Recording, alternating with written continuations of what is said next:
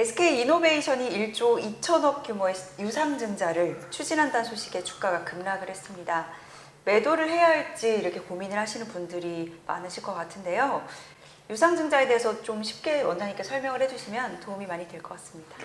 일단 유상증자는요, 보통 이제 일회성 악재라고 그래요. 네. 낙폭이 정해진 거야. 그래서 이제 SK이노베이션 같은 경우는 낙폭이 정해서 어제 낙폭을 하락을 했으니 이제 더 이상 추가 하락 가능성이 이제 크지 않는 일회성 악재이고요. 네. CJCGV는 또 별다른 얘기고요, 그거는.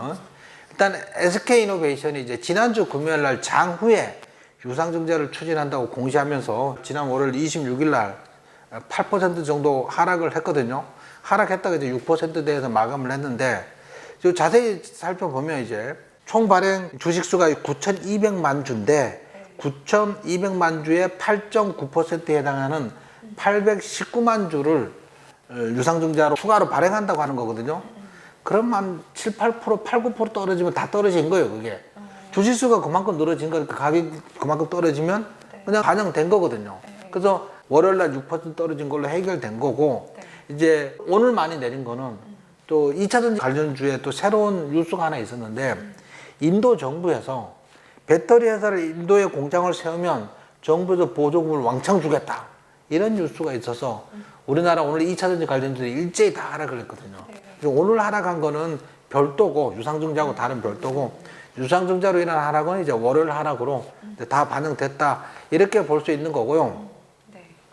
그 다음에 이제 유상증자는 그 구주주 배정 유상증자라고 먼저 주식을 가진 사람한테 기회를 먼저 줘요. 그 우선권을 줘. 그 내가 주식 가진 사람한테 유상증자 할 테니까 지금 주가보다 좀 싼 가격에 이거 유상증자 받을래, 이렇게 얘기하면 내가 받겠다고 하면 오케이, 그러면 구주주한테 먼저 주고, 안 받을래 그러면 그냥 일반 공모, 일반인들한테 이제 주식을 파는 거죠. 근데 일반인들 안 사면 이걸 주관한 증권사에서 그걸 또 다 인수해요. 뭐 그런 식으로 돌아가는 게 있었어요. 그래서 유상증자는 요런 구주주 또는 일반 공모 유상증자가 있고, 또 한 가지는 삼자 배정 유상증자라고 있어요. 삼자 배정 유상증자는 뭐냐면 이미 그 주식을 인수할 사람이 정해진 거야.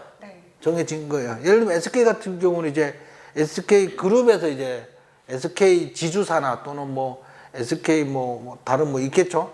거기서 얘기를 해서 주식을 몇 주 발행을 해서 그쪽에서 지분을 인수하고 거기서 돈을 주는 거죠. 그걸 이제 삼자 배정 유상증자라고 해요.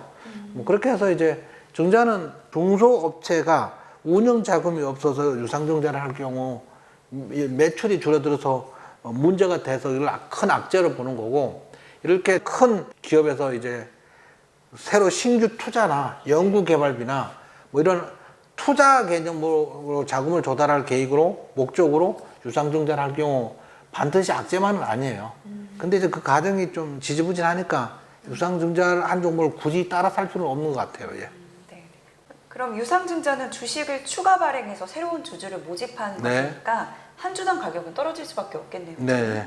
그럼 SK이노베이션은 유상증자를 대체 왜 발행을 한 걸까요? 일단 SK이노베이션에서 이번에 한 3,500억 원 정도 1조 발행하는 거니까 35% 정도는 이제 채무 상환, 빌린 돈을 갚으려고 채무 상환 목적이었던 것 같고요.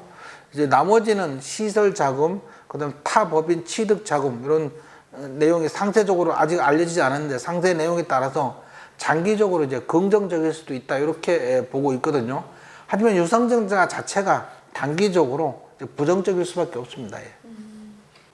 유상증자에 대해서 궁금한 점이 더 많은데요, 원장님. 먼저 유상증자 하는데 왜 주가가 급락을 하는 건가요? 이제 기업이 자금 조달하는 방법에는 이제 몇 가지가 있는데, 가장 쉬운 게 이제 은행에서 대출 받는 거예요.